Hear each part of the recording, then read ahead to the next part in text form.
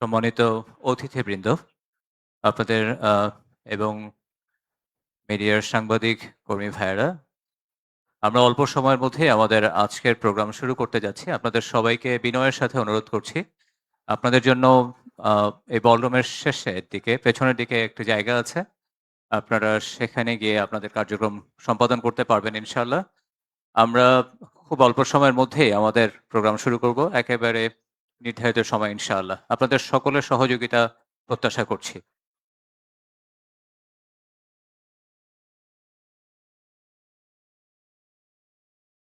সম্মানিত অতিথিবৃন্দ, আপনাদের সকলকে বিনয়ের সাথে অনুরোধ করছি, আপনারা আপনাদের নির্ধারিত জায়গায় আসন গ্রহণ করুন। মিডিয়ার কর্মী ভাইদেরকে অনুরোধ করছি, আপনারা আপনাদের জন্য যে জায়গাটি নির্ধারণ করা হয়েছে বলরুমের পেছনের দিকে, আপনারা সেখানে চলে যাবেন। আমাদের প্রোগ্রাম অল্প সময়ের মধ্যেই শুরু হবে। প্রোগ্রামকে সফলভাবে বাস্তবায়নের জন্য আপনাদের সকলের সহযোগিতা প্রত্যাশা করছি।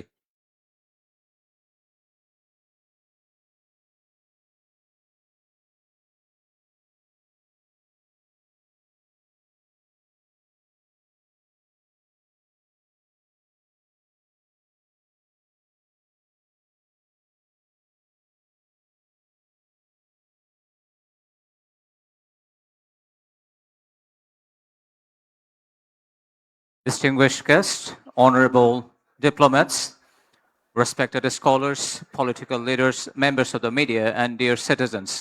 Assalamu alaikum and good evening. Before we proceed, let us begin with remembrance.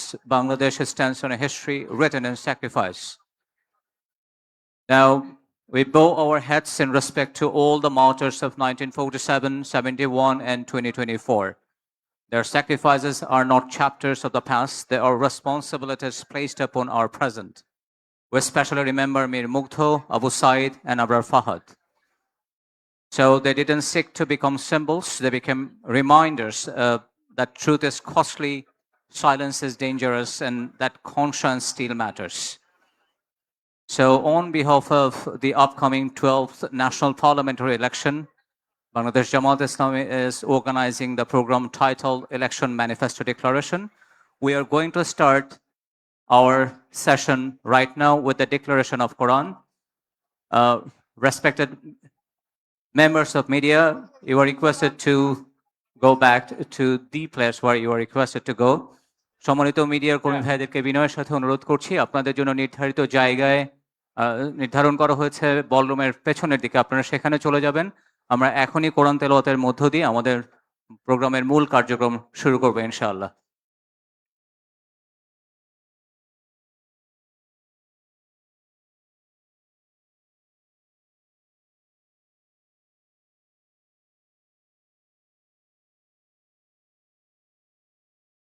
অতিথিদেরকে বিনয়ের সাথে অনুরোধ করছি, আমাদের সম্মানিত ডিপ্লোমেটদের জন্য আমাদের মাঝখানে প্রথম যে ৩টা টেবল আছে সেটা একটু ফাঁকা করে দেবার জন্য, যেন তারা সেখানে আসন গ্রহণ করতে পারেন। ভলান্টিয়ারদেরকে অনুরোধ করছি, আপনারা ডিপ্লোমেটদের জন্য যে নির্ধারিত জায়গা আছে সেখানে আসন গ্রহণ করবার ক্ষেত্রে সহযোগিতা করুন।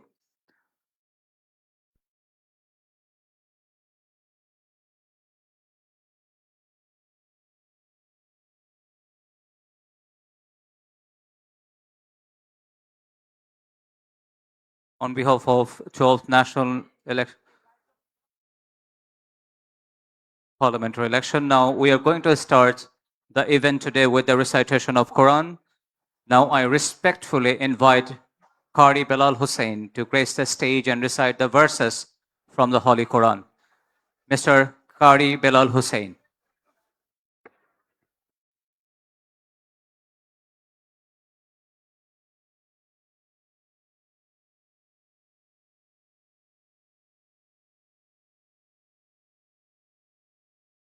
Hello.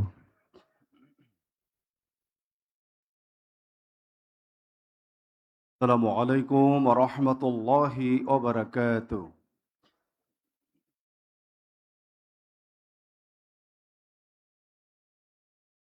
أعوذ بالله من الشيطان الرجيم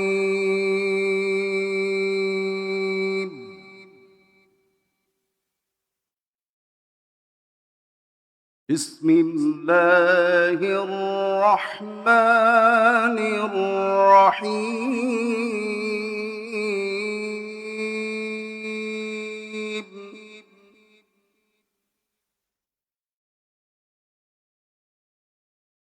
وقل رب أدخلني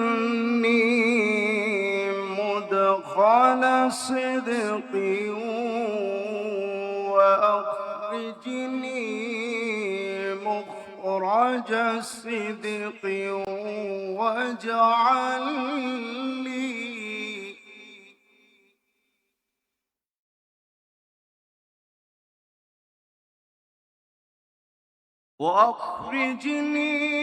مخرج صدق واجعل لي من لدنك سلطانا نصيرا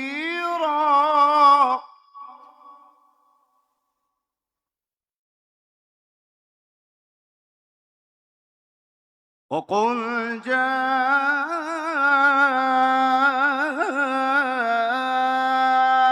الحق وزهق الباطل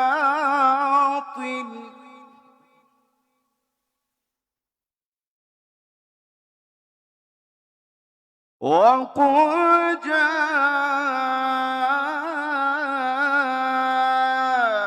الحق وزهق الباطل إن الباطل كان زهوقا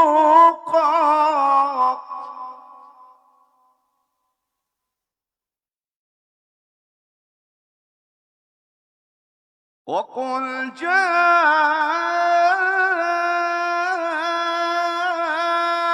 الحق وزهق الباطل إن الباطل كان زهوقا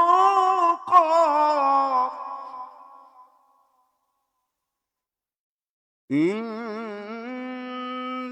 الباطل كان زهوقا صدق الله العظيم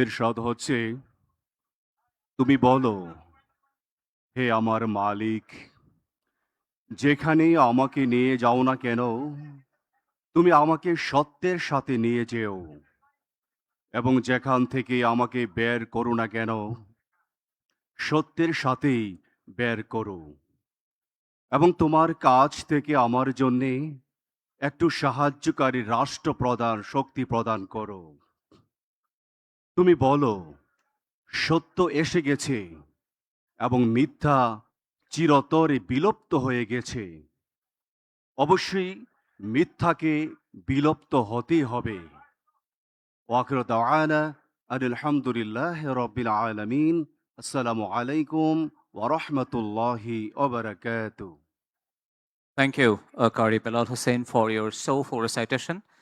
Dear audience, now we are going to present a video. Could you please watch the video and enjoy this?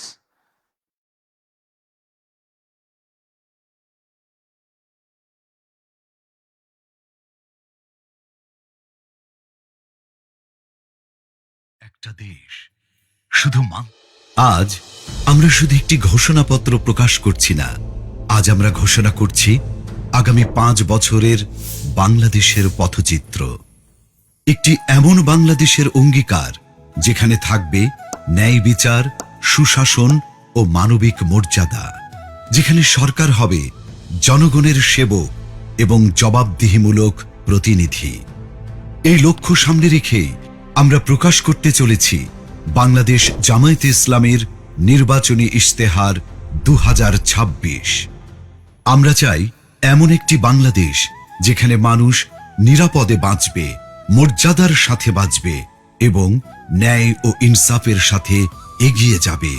এই অঙ্গীকার নিয়েই আমাদের নির্বাচনী ইশতেহারের নামকরণ করা হয়েছে নিরাপদ ও মানবিক বাংলাদেশের ইশতেহার। আমাদের ইশতেহারটি 10টি মূল বিষয়কে কেন্দ্র করে তৈরি করা হয়েছে। প্রতিটি বিষয়ই এক একটি স্তম্ভের মতো, যা আমাদের নীতির ভিত্তি এবং দৃষ্টিভঙ্গি নির্দেশ করে। আমরা যথাক্রমে রাষ্ট্রের সকল নাগরিকের সাথে সমস্বরে 5টি মৌলিক বিষয়ে হাঁ বলতে চাই, আর তা যথাক্রমে সততা, ঐক্য, ইনসাফ, দক্ষতা ও কর্মসংস্থান।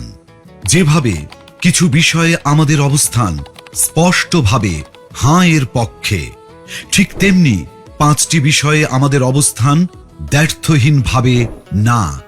আমরা শক্তভাবে না বলতে চাই দুর্নীতি, ফ্যাসিবাদ, আধিপত্যবাদ, বেকারত্ব ও চাঁদাবাজিকে। এই 10টি বিষয়ে আমাদের অবস্থান নির্ধারণ করে দেয় আমাদের দৃষ্টিভঙ্গি। আর এই দৃষ্টিভঙ্গিকে বাস্তবে রূপ দিতে বাংলাদেশ জামায়াতে ইসলামী আগামী 5 বছরের সরকার পরিচালনায় 26টি বিষয়কে অগ্রাধিকার দেবে। 1. জাতীয় স্বার্থে আপোষহীন বাংলাদেশ। এই স্লোগানের আলোকে স্বাধীনতা, সার্বভৌমত্ব ও জাতীয় স্বার্থে আপোষহীন রাষ্ট্র গঠন, ন্যাশনাল ইন্টারেস্ট। 2.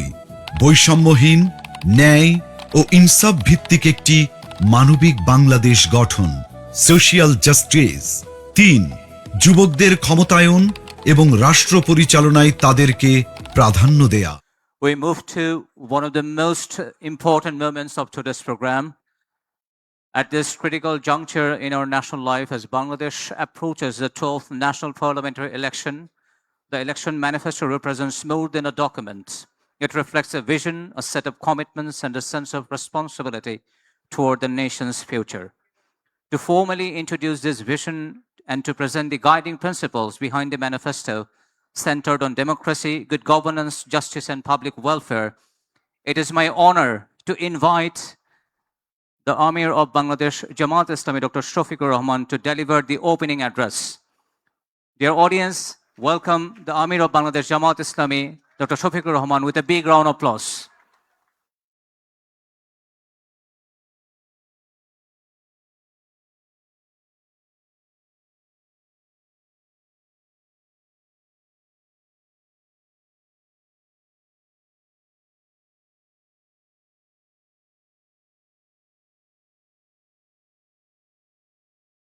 সম্মানিত মিডিয়া কর্মী ভাইরা, আপনাদেরকে বিনয়ের সাথে অনুরোধ করছি, আপনাদের সকলের সহযোগিতা আমরা কামনা করছি। আপনাদের জন্য পেছনে একটি নির্ধারিত জায়গা আছে, আপনারা সেখান থেকেই আপনাদের কার্যক্রম সম্পাদন করুন। আমাদের আমির জামাতের বক্তব্য এখনই শুরু হচ্ছে।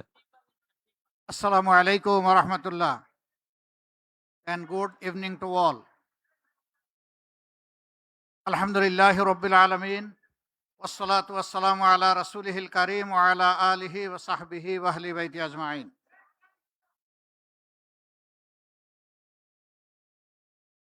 সম্মানিত অতিথিবৃন্দ, বিদেশি কূটনীতিকবৃন্দ, সম্মানিত সাংবাদিক বন্ধুগণ, বিশিষ্ট ব্যবসায়ীবৃন্দ, সুশীল সমাজের সদস্যবৃন্দ, বিভিন্ন শিক্ষা প্রতিষ্ঠানের সম্মানিত শিক্ষাবিদবৃন্দ, ভাই এবং বোনেরা, আজ আমি বিশাল এক দায়িত্বের ভার আমার কাঁধে নিয়ে আপনাদের সামনে দাঁড়িয়েছি। এ দায়িত্ব নিঃসন্দেহে বাংলাদেশ জামাতে ইসলামীর পক্ষ থেকে নয়, এই দায়িত্ব ওই সমস্ত মানুষের পক্ষ থেকে যারা স্বাধীনতার 54 বছরে তিলে তিলে স্বপ্নের জাল বুনেছিলেন যে তারা একটি সাম্য এবং ন্যায় ইনসাফের বাংলাদেশ পাবেন। তারা স্বপ্ন দেখেছিলেন শিশুরা জন্ম নেওয়ার পর তাদের পুষ্টি, পরিচর্যা এবং শিক্ষা তারা দুনিয়ার 10টা উন্নত দেশের মতোই পাবে। তাদের স্বপ্ন ছিল এমন একটি দেশ যেখানে একজন মাঝি, সে যখন নৌকা নিয়ে নদীতে নামবে, তখন সেখানে সে তার স্বপ্ন বাস্তবায়নের উপাদান খুঁজে পাবে। রাষ্ট্র তাকে সহযোগিতা করবে, সমাজ তাকে অভিনন্দিত করবে। স্বপ্ন ছিল একজন কৃষক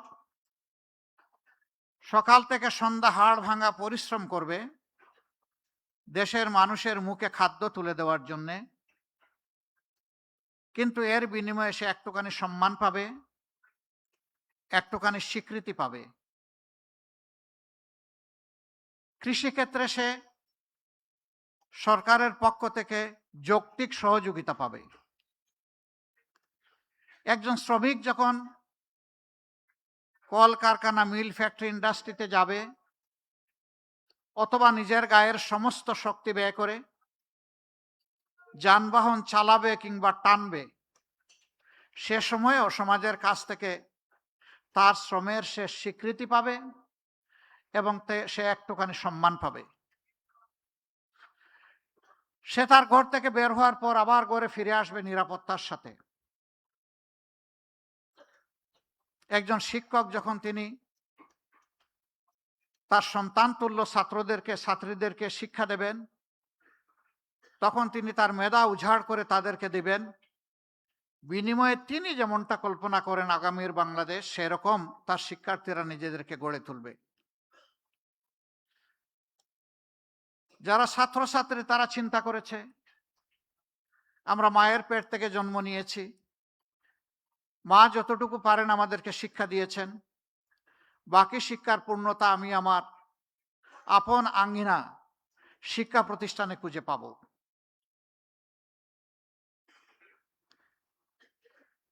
একজন কুটির শিল্পী তিনি চিন্তা করেছেন, আমার তো পুঁজি অল্প, কিন্তু আমি আমার এই পুঁজি দিয়ে আমার দেশ গড়ার কাজে আমার হাতকে আমি এগিয়ে দিতে চাই।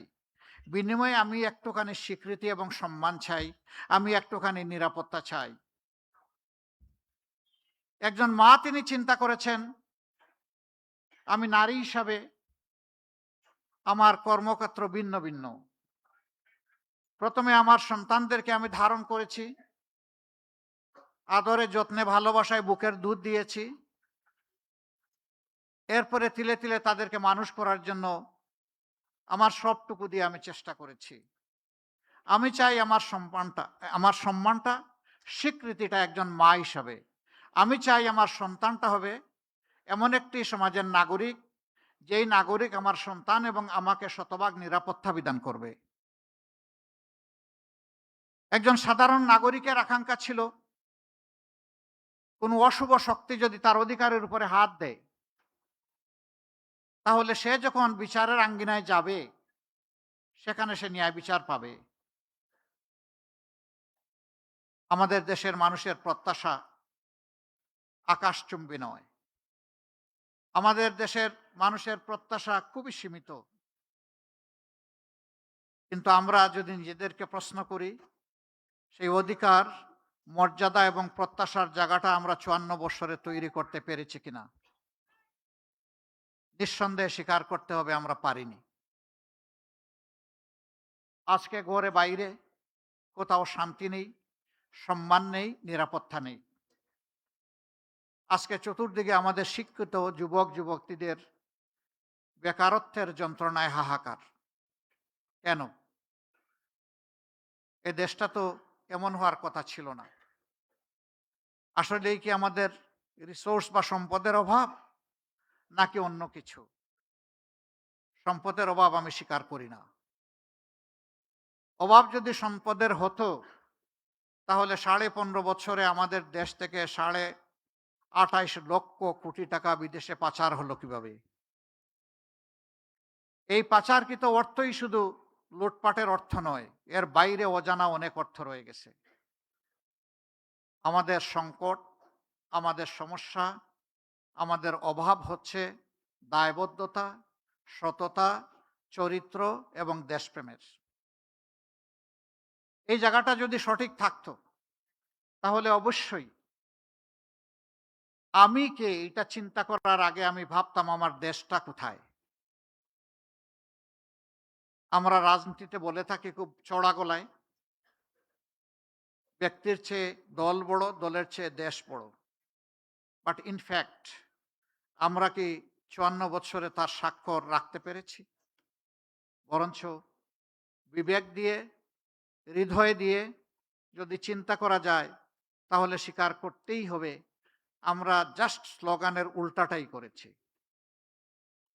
আমার দেশের চেয়ে আমার দল বড়, দলের চেয়ে আমি বড়, এবং সেইটাই কর্মক্ষেত্রে বাস্তবে প্রমাণিত হয়েছে। এ বৈষম্য শুধু ৫৪ বছরের বাংলাদেশে না, এর আগেও ছিল, তারও আগে ছিল। এই জন্য ৪৭ থেকে এই জাতির স্বাধীনতার সূচনা, পরবর্তী পর্যায়ে বঞ্চনার হাত ধরে আবার ৭১, এরপরে আবার দফায় দফায় অনেক গণ অভ্যুত্থান, এবং শেষ পর্যন্ত এসে ঠেকেছে ২৪-এ। এই ২৪-এ অতি সামান্য একটা দাবি নিয়ে আমাদের তরুণ এবং যুব সমাজ তারা প্রথমে আওয়াজ তুলেনি। তারা নিয়মতান্ত্রিকভাবেই চেয়েছিল যে দাবি ১৮ সালে মেনে নেওয়া হয়েছিল, সেই দাবিকে পাল্টে ফেলা হয়েছিল নিজেদের নিয়ন্ত্রিত কোর্টের ঘাড়ে বন্দুক রেখে তৎকালীন সরকারের পক্ষ থেকে। এই জন্যে ২৪শে জুলাইতে আমাদের ছাত্র সমাজকে বাধ্য করা হয়েছে রাস্তায় নামতে। অযৌক্তিক কোটার সংস্কার সাধন করে যৌক্তিক কোটা এবং মেধার স্বীকৃতিকে নিশ্চিত করার জন্য তাদের এই দাবি ছিল। অতীতের মতোই সেই আবার গায়ের জোর, অস্ত্রের জোরে এই দাবিকেও দমিয়ে দেওয়ার চেষ্টা করা হলো। এই দাবি নিয়ে প্রথমে ঢাকা বিশ্ববিদ্যালয়ের ছাত্রছাত্রীরা তারা সোচ্চার হয়েছিল। পর্যায়ক্রমে সারা বাংলাদেশের ১৮ কোটি মানুষই তাদের সাথে সামিল হয়ে গেল, এবং এই দাবি আদায়ের পথে প্রথম যে বাঁক ছিল, টার্নিং পয়েন্ট ছিল ১৫ জুলাই রাতের বেলা ঢাকা বিশ্ববিদ্যালয়ে, যখন ছাত্রীদের উপর অত্যন্ত পৈশাচিক নির্মম কায়দায় তৎকালীন ফ্যাসিস্ট সরকারের লেলিয়ে দেওয়া লোকেগুলা ঝাঁপিয়ে পড়েছিল। আমাদের মেয়েদের গায়ে হাত লাগার সাথে সাথে সারা বাংলাদেশ সেদিন জ্বলে উঠেছিল। প্রতিটি ঘর থেকে প্রতিবাদের আওয়াজ উচ্চারিত হয়েছিল। তার পরের দিনই এইটাকেই সমর্থন জানিয়ে দেশের উত্তরাঞ্চলে উত্তর জনপদের গুরুত্বপূর্ণ শিক্ষা প্রতিষ্ঠান বেগম রোকেয়া বিশ্ববিদ্যালয়ের মেধাবী ছাত্র আবু সাইদ রাস্তায় এসে বলেছিল, হয় আমাকে আমার অধিকার দাও, না হয় আমাকে একটা গুলি দাও। সে আরো বলেছিল, এই যন্ত্রণার অমানিসার শেষ হবে কবে? বুকের ভিতরে তুমুল ঝড়, বুক পেতেছি গুলি কর। ১, ২, ৩টা গুলি তার বুকে পড়ল এবং তাকে দুনিয়া থেকে বিদায় করে দেওয়া হলো। শেষ পর্যন্ত তার এই মার্ডারটি নিয়েও রাজনীতি করা হলো। অবশ্য সত্য আলটিমেটলি প্রতিষ্ঠিত হয়েছে। এরপরে লাশের পর লাশ, সারা বাংলাদেশের রাজপথকে লাশ দিয়ে ভরে দেওয়া হলো।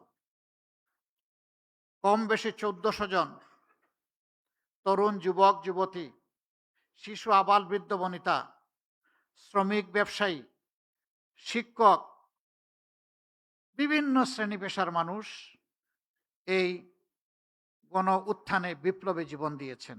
আমি আজ গভীর শ্রদ্ধার সাথে ৭১ এবং ২৪-এর সমস্ত শহীদদেরকে স্মরণ করছি। অবশ্য ৪৭ না হলে ৭১-এর ওই মানচিত্র আমরা পেতাম না। আবার ৭১ না হলে এই রাষ্ট্রকে মেরামত করার জন্য ২৪ আমরা পেতাম না। কাজেই প্রত্যেকটা একটা আটটার সাথে সম্পর্কিত।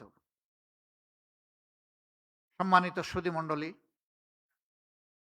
একটি রাজনৈতিক দলের ইশতেহার একটি নির্বাচনকে সামনে রেখে এটি কোনো দলীয় কর্মসূচি নয়, বরঞ্চ একটি জাতির প্রতি একটি দলের চিন্তা, তার ভিশন, তার পরিকল্পনা এবং কিভাবে সে আগামীর দেশটাকে সাজাতে চায় তার একটি জীবন্ত দলিল, যা জনগণের কাছে এটি জীবন্ত একটি ডকুমেন্ট হিসাবে থাকবে।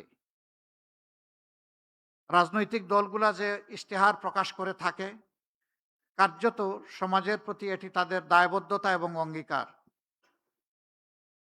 5 বছর যদি জনগণ তাদেরকে দেশ পরিচালনার সুযোগ দেয়, তাহলে জনগণের অধিকার রয়েছে ইশতেহারের প্রত্যেকটি পয়েন্ট দিন, সপ্তাহ, মাস এবং বছর গুণে ওই দলের কাছ থেকে আদায় করে নেওয়া, বুঝে নেওয়া। এটা জনগণের অধিকার। আমরা সেই অধিকারটাই তুলে দিতে আজকে এখানে দাঁড়িয়েছি। আমরা এমন একটা বাংলাদেশ গড়তে চাই যে বাংলাদেশের প্রত্যাশা, আমি বিভিন্ন শ্রেণী পেশার মানুষজন যাদের কথা বললাম, তারা যেটা প্রত্যাশা করেন। দুঃখের বিষয়, আমরা 15.5 বছর তৎকালীন সকল বিরোধী দল, এদেশের সুশীল সমাজ, সাংবাদিক মহল, আলেম ওলামা, কেউ নিপীড়নের হাত থেকে রক্ষা পাননি। আমরা মজলুম ছিলাম। কিন্তু 5 আগস্টের পর অনেকেই অতীতের স্মৃতি মনে হয় যেন আমরা ভুলে গেছি। আমরা যদি স্মরণ রাখতাম, তাহলে জুলাই যোদ্ধাদেরকে আমরা কলিজার ভিতর থেকে আমরা তাদেরকে সম্মান করতাম, ভালোবাসতাম, তাদের আকাঙ্ক্ষাকে ধারণ করতাম, কনসিভ করতাম, আর তাদের আকাঙ্ক্ষা বাস্তবায়নে নিজেরা অঙ্গীকারবদ্ধ হয়ে এগিয়ে আসতাম। হ্যাঁ, কেউ এসেছি, কেউ আসতে পারেনি। কেউ এসেছি পরিচ্ছন্ন একটি বাংলাদেশ গড়ার অঙ্গীকার নিয়ে, নতুন একটি বাংলাদেশ গড়ার অঙ্গীকার নিয়ে।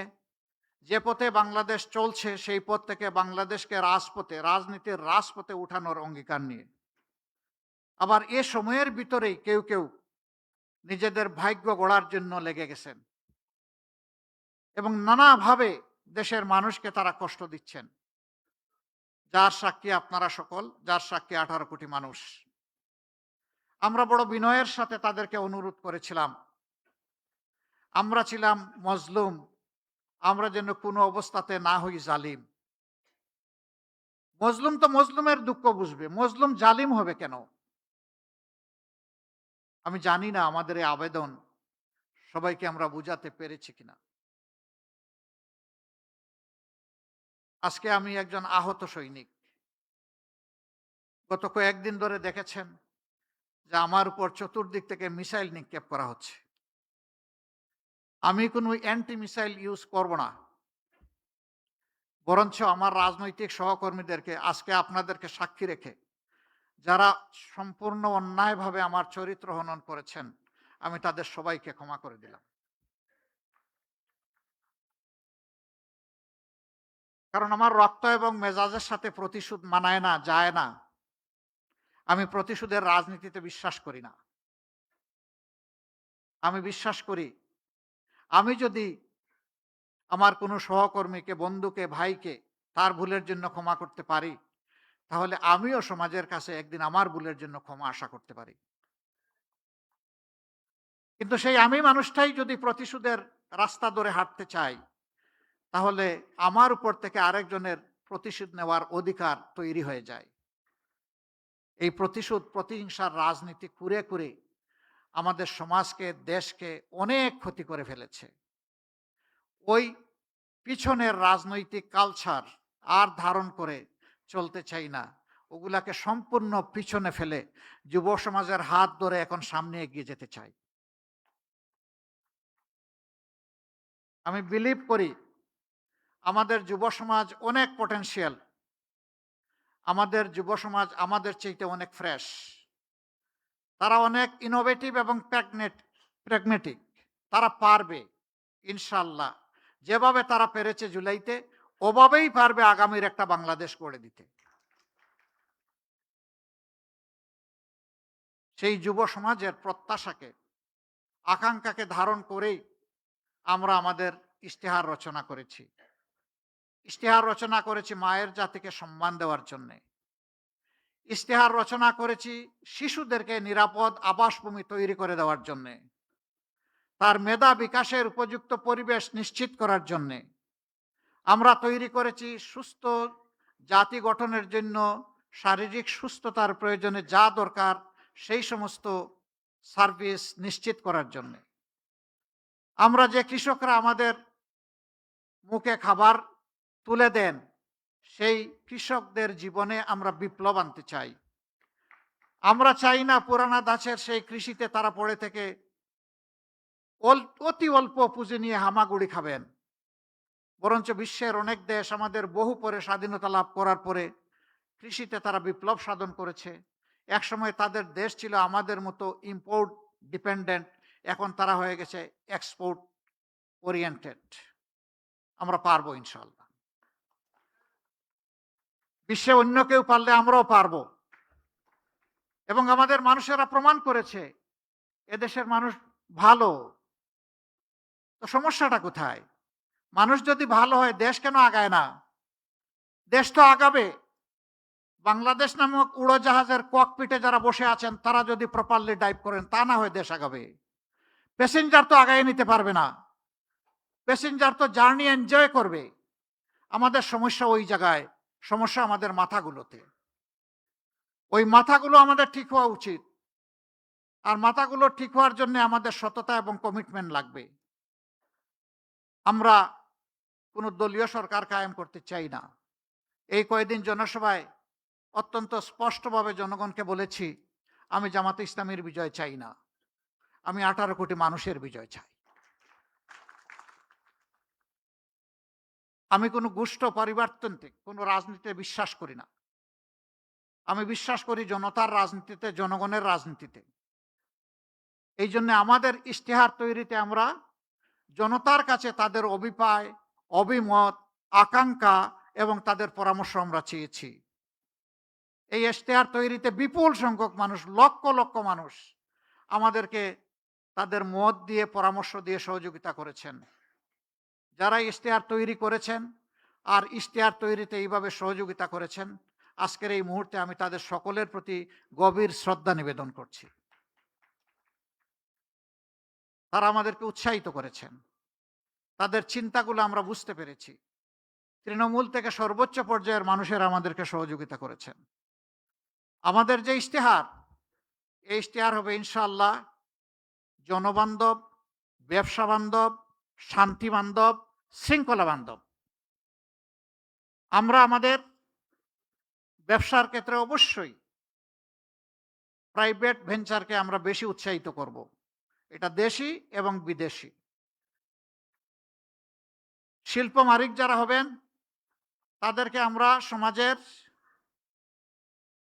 আইকন হিসাবে কবুল করব। আর এই মালিকারা যারা লক্ষ লক্ষ শ্রমিককে চাকরি প্রোভাইড করেন, তারা কার্যত লক্ষ লক্ষ পরিবারের মুখে খাবার তুলে দেন। আমরা সেই শিল্পগুলোকে শিশুর মতো কুলে তুলে লালন করব ইনশাআল্লাহ। শিশুকে যদি আমরা আজকে ভালোভাবে পরিচর্যা করি, এই শিশু বড় হয়ে তখন আমাকে পরিচর্যা করবে। আমরা শিল্পকে এই কারণেই নিউবর্ন বেবির মতো আমরা নার্চার করব, যে তারাই আগামীতে ইনশাআল্লাহ এই দেশটাকে সুন্দরভাবে গড়ে দিবেন, আমাদের যুবক যুবতীদের হাতে কাজ তুলে দেবেন। এই ক্ষেত্রে আমাদের পলিসি হবে মালিক পক্ষ এবং শ্রমিক পক্ষকে মুখামুখি করা নয়, বরঞ্চ সমন্বয় করে হাতে হাত ধরে বুঝানো। শিল্প বাঁচাতে হলে শ্রমিককে বাঁচাতে হবে, আর শ্রমিকদেরকে বুঝাতে হবে যে যদি শিল্প বাঁচে তাহলে তুমিও বাঁচবা। সুতরাং শিল্পকে নিজের সন্তানের মতো ধারণ করো। আর মালিকদেরকে আমরা অনুরোধ করব তারা যেন তাদের যারা শ্রম বিনিয়োগ করেন তাদেরকে যেন তাদের সন্তানের মতো ধারণ করেন। তারা একটুখানি সম্মান চায়, একটুখানি ভালোবাসা চায়, একটুখানি কর্ম পরিবেশ চায়। বিশেষ করে মহিলা শ্রমিক যারা থাকবেন, নারী শ্রমিক, তাদের জন্য কর্মঘণ্টার ব্যাপারে আমাদের একটা প্ল্যান আছে, আমরা বলেছি। পর্যায়ক্রমে সেটা ইনশাল্লাহ বাস্তবায়িত হবে। এটা যখন বললাম, কারো কারো কপালে চিন্তার ভাঁজ, আর কেউ কারো কারো উল্লাস, যে এই একটা ভালো পয়েন্ট পেয়েছি, এবার আর একটা মিসাইল মেরে দিব জামাতে ইসলামের উপর। হলো, দুটাই হলো। চিন্তার ভাস যারা ব্যবসা এবং শিল্পের মালিক, তারা চিন্তা করেছেন 5 ঘন্টা কাজ করে যদি 8 ঘন্টার বেতন হয় তাইলে আমি পুষাবো কিভাবে? না, আপনি দিবেন কেন? তিনি যে কয় ঘন্টা এখানে শ্রম দিবেন সেই কয়েক ঘন্টার আপনি দিবেন, বাকিটা সরকারের দায়, সরকারকে দিতে হবে। মায়েরা সমাজ গড়ে দিবেন আর মায়েদেরকে এটুকু সম্মান আমরা দেখাবো না, এটা হতে পারে না। দুনিয়ার বহু দেশে এটা আছে। 6 ঘন্টা, 4 ঘন্টা, 5 ঘন্টা। অনেকে আওয়াজ তুলল, এমনিই নারীরা কর্মক্ষেত্রে সুযোগ পায় কম, এখন যখন নিয়োগকর্তা দেখবে যে তাদের কর্মঘণ্টা কম, তখন আর নিবেই না। কিন্তু তারা এটা চিন্তা করেননি, যখন একজন সন্তান সম্ভবা মা, এরপরে যখন তিনি সন্তানকে জন্ম দেন, তারা লালন পালন করেন, অনেক সময় 8 ঘন্টা কাজ করতে পারবেন না বলে পুরা চাকরিটাই ছেড়ে দেন। আমরা তো সেখানে তাদের জন্য সহজ করে দিচ্ছি, যাতে চাকরি তার ছাড়তে না হয়, ওটাও লেগে থাকবে, সন্তানও তার গায়ের তাকে সাথে জড়িয়ে থাকবে। এই দুইটার আমরা সমন্বয় ঘটাতে চাচ্ছি। 3 ঘন্টা বাকি যেটা থাকবে সেখানে কাজ থেমে থাকবে না। দুনিয়ার বহু দেশে আছে, পাবলিক অ্যান্ড প্রাইভেট, পিপিপি, সব জায়গায় পার্ট টাইম ওয়ার্কার নিয়োগ দেওয়া যায়। সেখানে মালিকরা দিবেন, আরো বেশি জব ক্রিয়েট হবে। কোনো মা এমন থাকতে পারেন যে তিনি 5 ঘন্টা পারবেন না, 3 ঘন্টা করবেন, তিনি ওই জায়গাটা ফিল আপ করবেন। এইভাবে যদি আমরা চিন্তা করি তাহলে তাদের কর্মের পরিবেশটা সহজ হয়। শুধু তাই নয়, এখানে শ্রম ঘন এলাকায় নারীদের জন্য অবশ্যই তাদের বাচ্চাদের, বেবিদের ডে কেয়ার সেন্টার থাকতে হবে। তবে হ্যাঁ, পর্যাপ্ত পরিমাণ নারীরা যেখানে কাজ করবেন সেখানেই কেবল এটা মেনটেন করা সম্ভব। সেইটা যৌক্তিকতার ভিত্তিতে হবে। আমরা এও ডিক্লেয়ার করেছি 5 বছর পর্যন্ত বয়সী শিশু যারা আছেন তাদেরকে ইনশাআল্লাহ সরকার পূর্ণ দায়িত্ব নিয়ে তাদের স্বাস্থ্যসেবা সম্পূর্ণ ফ্রি নিশ্চিত করবে। সারা জীবন যারা দেশকে, রাষ্ট্রকে দিয়ে গেছেন, অবসর জীবনে চলে গেছেন, এই রিটায়ারমেন্ট লাইফে একদিকে থাকে না টাকা কড়ি, অন্যদিকে বেড়ে যায় রোগ শোক, সেই সময়টা বড় কষ্টের। যিনি সারা জিন্দেগি রাষ্ট্রকে দিলেন, রাষ্ট্রের অবশ্যই তার প্রতি, সেই নাগরিকের প্রতি দায়িত্ব আছে। তিনি একজন কৃষক হতে পারেন অথবা উচ্চ পর্যায়ের একজন কর্মকর্তা হতে পারেন, কিন্তু এখন অবসরে। এই অবসরকালীন জীবনে যতদিন তারা বেঁচে থাকবেন, রাষ্ট্র ইনশাল্লাহ তাদের পূর্ণ চিকিৎসার দায়িত্ব নেবে। মাঝখানের যে বয়সটা, ক্রিয়েটিভ এজ, এখানে পার্টিসিপেটরি, কিছু দায়িত্ব নিবে রাষ্ট্র, কিছু নিবে ব্যক্তি। এইভাবে মিউচুয়ালি এটা আমরা ইনশাল্লাহ মেকআপ করব। এখনকার স্বাস্থ্যসেবার অবস্থা ভালো নেই, তাও রাজধানী টাউনে যেটুকু আছে মফস্বল টাউনে ওঠাও নেই। আমাদের অঙ্গীকার হচ্ছে 64 জেলার সব জায়গায় মেডিকেল কলেজ আমরা গড়ব ইনশাল্লাহ, এবং সেই মেডিকেল কলেজগুলা গড়ার মাধ্যমে আমরা স্কিল ম্যান পাওয়ার ডেভেলপ করব। তারপরে ওই জেলা কেন্দ্রে বিশেষায়িত সরকারি হাসপাতাল থাকবে, সেখানে সবার জন্য ফ্রি হয়তো হবে না, কিন্তু গলা কাটাও হবে না।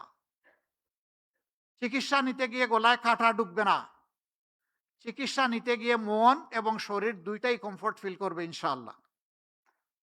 সেরকম স্বাস্থ্যসেবা আমরা গড়ে তুলতে চাই। শিক্ষার ক্ষেত্রে আমাদের অঙ্গীকার আরো স্পষ্ট। আমাদের বর্তমান শিক্ষা ব্যবস্থা হচ্ছে সার্টিফিকেট প্রোডাকশনের শিক্ষা ব্যবস্থা। আমরা এই শিক্ষাকে আমূল পরিবর্তন করতে চাই।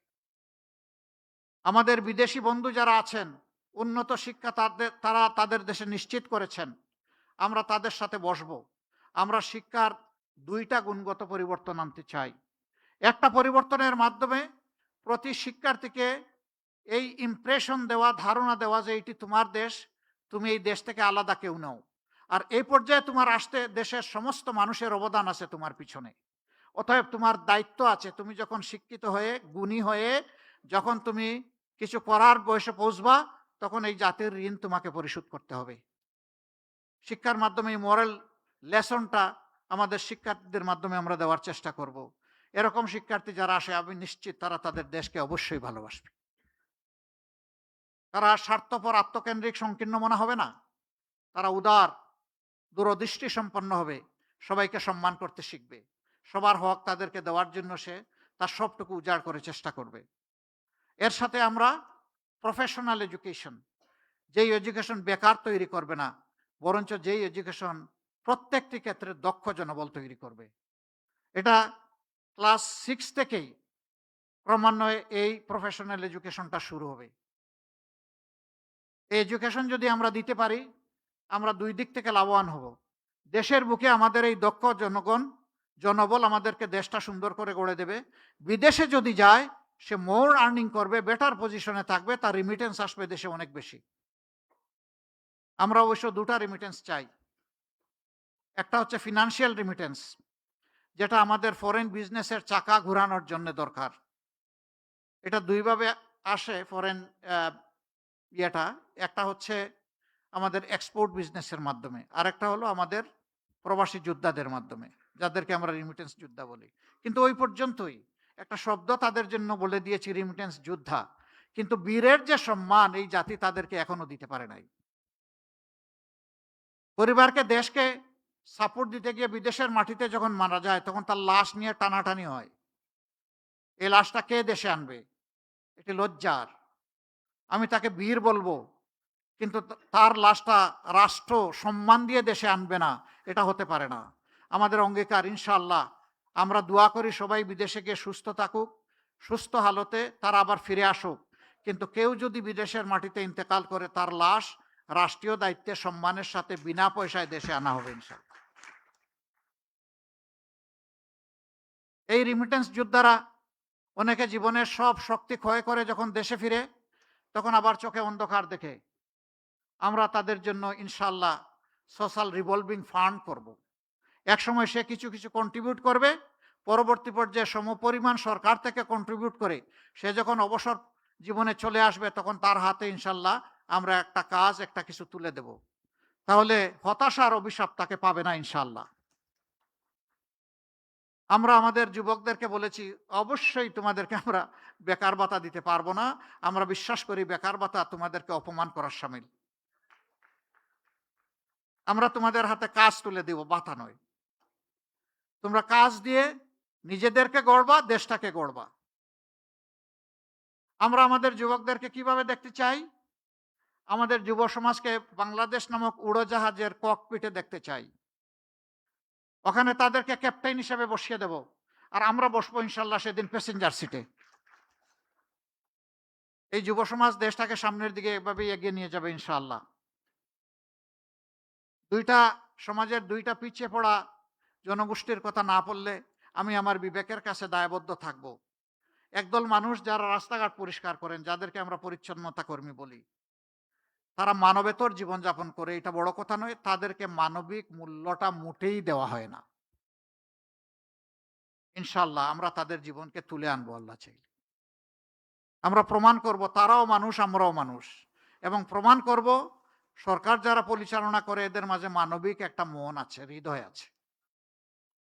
চা বাগান, সেই এলাকাগুলো চট্টগ্রামে আছে, সিলেটে আছে, পঞ্চগড়ে আছে, মৌলভীবাজারে আছে, বিভিন্ন জায়গায় আছে।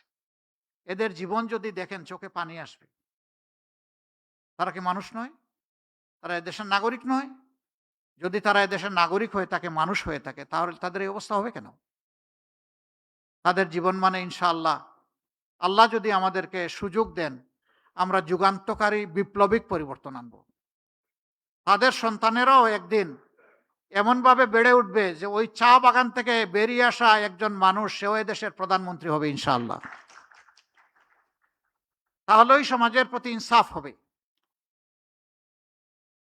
আমাদের এখানে পাহাড় সমতল নিয়ে কথা আছে। দেশ খুবই ছোট, বিপুল সংখ্যক জনবল আমাদের। এই দেশে পাহাড় এবং সমতলের ব্যবধান আমরা ঘুচিয়ে সমতল করতে চাই। এই রেশারেশি, হিংসাহিংসি দূর করতে চাই। পাহাড়ে যারা বসবাস করেন, তারা যদি তাদের ন্যায্য পাওনা থেকে বঞ্চিত হয়ে থাকেন, তাহলে অগ্রাধিকার ভিত্তিতে আমরা তাদের হাতে তাদের পাওনা তুলে দেব ইনশাআল্লাহ। তারা যেন আস্থা এবং গর্বের সাথে মনে করে এই দেশটা আমার, এ দেশ আমাকে গড়তে হবে। কিন্তু হয়তোবা কিছু ক্ষেত্রে তাদের ন্যায্যতা থেকে তারা বঞ্চিত হওয়ার কারণে তাদের এই দুর্বল জায়গায় টোকা দিয়ে কেউ কেউ তাদেরকে খেপিয়ে তুলে দেশের বিরুদ্ধে ক্ষতি করার চেষ্টা করে, এবং পাহাড়ে একটা অশান্তি লেগে আছে। আমরা সেই অশান্তি আর দেখতে চাই না। আমরা এই অশান্তির অবসান চাই। এই পাহাড় রক্ষা করতে গিয়ে আমার জানা মতো 10,000-এর অধিক সেনাবাহিনীর সদস্যদেরকে জীবন দিতে হয়েছে। কেন? কেন আমার দেশের বুকে এত সেনা সদস্যকে জীবন দিতে হবে? এর পিছনে কারণ কি? এগুলা খুঁজে বের করে এর যৌক্তিক সমাধান করা হবে, যেই সমাধান পেয়ে সবাই আনন্দিত হবে ইনশাআল্লাহ। আমরা এইভাবে দেশটাকে আমাদের কল্পচিত্রে আমরা বিবেচনায় নিয়েছি। বাকি ডিটেলস ইনশাআল্লাহ এই ইশতেহার তৈরিতে যারা সহযোগিতা করেছেন তারা আমাদের ওয়েবসাইটে আপলোড করেছেন বাংলা এবং ইংলিশ। আমরা আজকে শর্ট ভার্সনটা কিছু আপনাদের হাতে তুলে দিতে পারবো। মিডিয়াম ভার্সনও সামান্য তৈরি হয়েছে, কিন্তু ডিটেলস ভার্সনটা আমাদের ওয়েবসাইটে আপনারা ব্রাউজিং করলে ইনশাল্লাহ পেয়ে যাবেন। কিউআর কোড আছে, সেটা আপনাদের হাতে আমরা সাপ্লাই দেব, এবং আপনারা আশা করি সেখান থেকে সমস্ত ইনগ্রেডিয়েন্ট উপাদানগুলো পেয়ে যাবেন ইনশাল্লাহ। এই ইশতেহার, আমি আবারও বলছি, কোনো দলের নয়, জনগণের, বিভক্তির নয়, ঐক্যের পিছনের নয়, সামনে এগিয়ে যাওয়ার। আমাদের ইশতেহার আপনাদের হাতে পৌঁছার পরেও যদি আপনাদের কোনো গুরুত্বপূর্ণ অবজারভেশন থাকে, পরামর্শ থাকে, আমরা দারুণভাবে ওয়েলকাম করব। আপনারা আমাদেরকে সেই পরামর্শ, অবজারভেশন দিয়ে সাহায্য করবেন। কারণ মানুষের জ্ঞান পারফেকশনে কখনো পৌঁছবে না, আর জানার কোনো শেষ নাই। আমি একজন লার্নার হিসাবে আপনাদের কাছ থেকে যদি শিখতে পারি, আমি আমার নিজেকে ধন্য মনে করব ইনশাআল্লাহ। আমি শিখতে চাই, আপনাদের কাছ থেকেই শিখতে চাই। আমি 18 কোটি মানুষের কাছ থেকে শিখতে চাই, যাতে তাদের একজন হয়ে তাদের জন্য কাজ করতে পারি আমরা। তাদেরকে শিখলে, রিড করলেই আমরা পারবো, আদারওয়াইজ আমরা পারবো না। আজকে যারা মূল্যবান সময় ব্যয় করে এখানে এসেছেন, আমাদেরকে আপনারা উৎসাহিত করেছেন, আমি আমার এবং প্রিয় সংগঠনের পক্ষ থেকে আপনাদেরকে একদম হৃদয় উজাড় করা অভিনন্দন, ধন্যবাদ এবং কৃতজ্ঞতা জানাচ্ছি। আমরা একসাথে চলবো। আমাদের স্লোগান, চলো একসাথে গড়ি বাংলাদেশ। আল্লাহ সবাইকে ভালো রাখুন। ভাই বোনেরা যারা এসেছেন, আল্লাহ সকলের মর্যাদা বৃদ্ধি করে দিন, এবং সবাই মিলে ইনশাআল্লাহ আমরা আগামীর বাংলাদেশ গড়ব। আসসালামু আলাইকুম, গুড ইভিনিং এগেইন। ধন্যবাদ আমির জামাত। একটু স্টেজে অবস্থান করবার জন্য অনুরোধ করছি। সম্মানিত অতিথিবৃন্দ, এ পর্যায়ে আমরা স্টেজে আসবার জন্য বিনীতভাবে অনুরোধ করছি বাংলাদেশ জামাত ইসলামের সম্মানিত সেক্রেটারি জেনারেল মিয়া গোলাম পরোয়ার সাহেবকে। এ পর্যায়ে বাংলাদেশ জামাত ইসলামের নির্বাচনী ইশতেহারের মোড়ক উন্মোচন করছেন বাংলাদেশ জামাত ইসলামের সম্মানিত আমির ডক্টর শফিকুর রহমান, এবং সাথে অংশগ্রহণ করছেন বাংলাদেশ জামাত ইসলামের সম্মানিত secretary general Mia Golam Parwar. We would like to respectfully request Amir of Bangladesh Jamaat Islami to formally unveil the National Election Manifesto. সম্মানিত মিডিয়া কর্মী ভাইরা,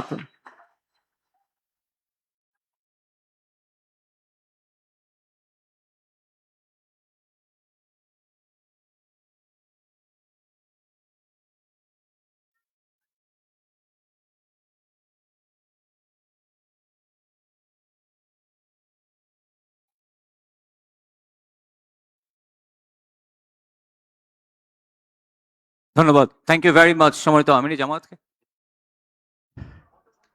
Seeking excuse to our dearest foreign guests, excellencies and diplomats, we will supply our English version within day after tomorrow, inshallah, to your respective mission. That will be ensured, inshallah. Thank you very much. Thank you for your valuable speech.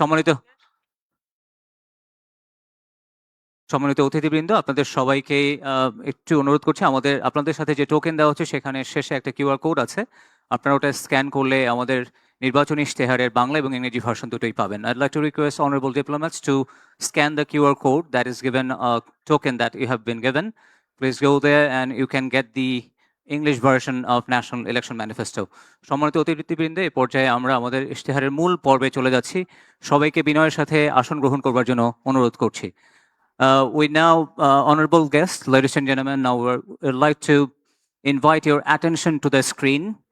At this point in the program, Bangladesh Jamaat-e-Islami is going to present its election manifesto through an audio-visual presentation outlining the vision, priorities, and communities offered to the nation ahead of the upcoming parliamentary election.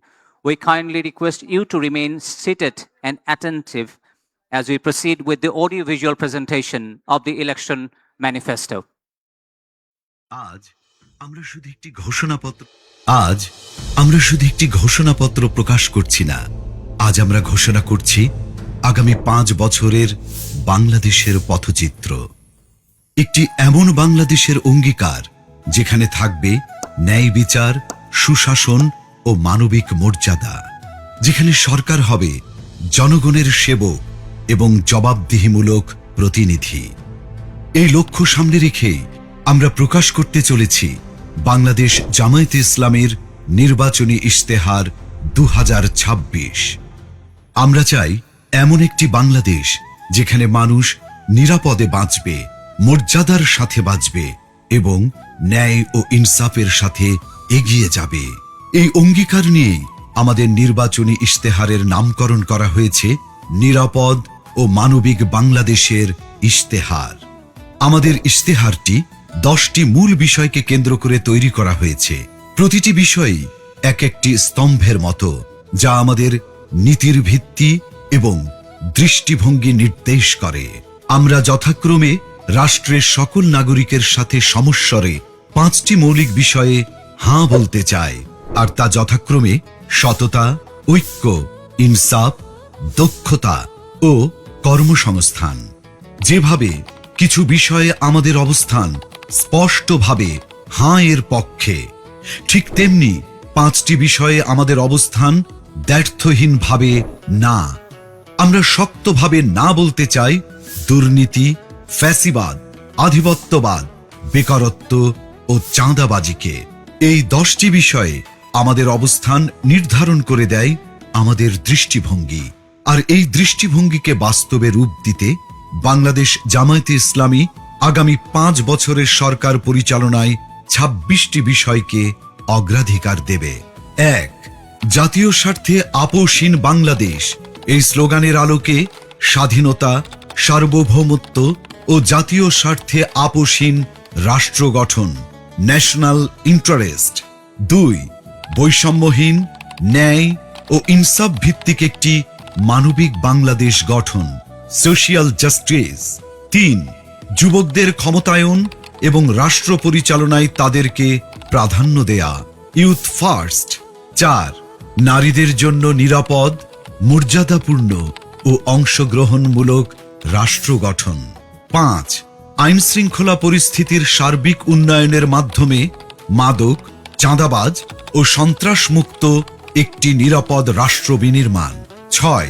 সকল পর্যায়ে সৎ নেতৃত্ব প্রতিষ্ঠা ও প্রাতিষ্ঠানিক সংস্কারের মাধ্যমে দুর্নীতিমুক্ত রাষ্ট্র গঠন। 7. প্রযুক্তি নির্ভর আধুনিক ও স্মার্ট সমাজ গঠন। 8. প্রযুক্তি, ম্যানুফ্যাকচারিং, কৃষি ও শিল্প সহ নানা সেক্টরে ব্যাপক ভিত্তিক কর্মসংস্থান সৃষ্টি, সরকারি চাকুরিতে বিনামূল্যে আবেদন, মেধার ভিত্তিতে নিয়োগ ও সকল ধরনের বৈষম্য দূরীকরণ। 9. ব্যাংক সহ সার্বিক আর্থিক খাতে সংস্কারের মাধ্যমে আস্থা ফিরিয়ে এনে বিনিয়োগ ও ব্যবসা বান্ধব টেকসই ও স্বচ্ছ অর্থনীতি বিনির্মাণ। 10.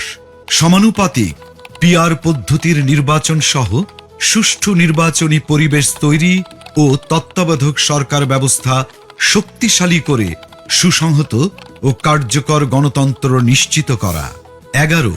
বিগত সময়ে রাষ্ট্রীয় পৃষ্ঠপোষকতায় হওয়া খুন, গুম ও বিচার বহির্ভূত হত্যাকাণ্ডের বিচার ও মৌলিক মানবাধিকার নিশ্চিত করা। 12. জুলাই বিপ্লবের ইতিহাস সংরক্ষণ, শহীদ পরিবার, আহত ও পঙ্গুত্ব বরণকারী জুলাই যোদ্ধাদের পুনর্বাসন এবং জুলাই সনদ বাস্তবায়ন করা হবে। 13. কৃষিতে প্রযুক্তির ব্যবহার ও কৃষকদের সহযোগিতা বাড়ানোর মাধ্যমে কৃষিতে বিপ্লব সৃষ্টি করা। 14. 2030 সালের মধ্যে সম্পূর্ণ ভেজালমুক্ত খাদ্য নিরাপত্তা এবং ৩-০ ভীষণ পরিবেশগত অবক্ষয়ের শূন্যতা, বর্জ্যের শূন্যতা এবং বন্যা ঝুঁকির শূন্যতা বাস্তবায়নের মাধ্যমে সবুজ ও পরিচ্ছন্ন বাংলাদেশ গড়া।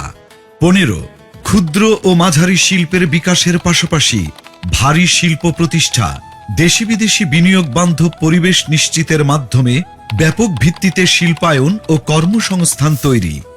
১৬ শ্রমিকদের মজুরি ও জীবনযাত্রার মান বৃদ্ধি এবং মানসম্মত কাজের পরিবেশ, বিশেষ করে নারীদের নিরাপদ কাজের পরিবেশ সৃষ্টি করা। ১৭ প্রবাসীদের ভোটাধিকার সহ সকল অধিকার নিশ্চিতকরণ এবং দেশ গঠনে আনুপাতিক ও বাস্তবসম্মত অংশগ্রহণ নিশ্চিত করা।